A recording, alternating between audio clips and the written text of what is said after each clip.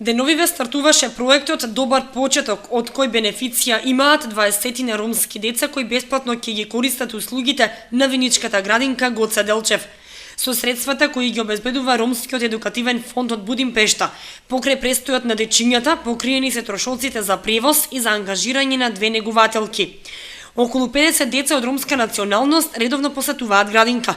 Детската установа Гоце Делчев во Виница е вклучена во 2 проекти кои ги финансира Ромскиот едукативен фонд.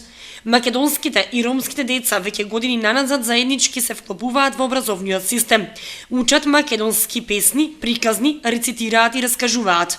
Проектите инклузија на деца роми и Добар почеток годинава овозможија бесплатна градинка за околу 40 или 50 деца од ромските семејства од предучилишна возраст. Новина е што годинава превозот на децата ќе им го плаќа Ромскиот едукативен фонд, а ќе се плаќаат и 2 негувателки, вели директорот на установата Илија Јованов. Мешаните групи не се проблем за едукација од страна на воспитувачките. Единствено македонскиот јазик им оди тешко на децата кои во фамилијата зборувале исклучиво ромски.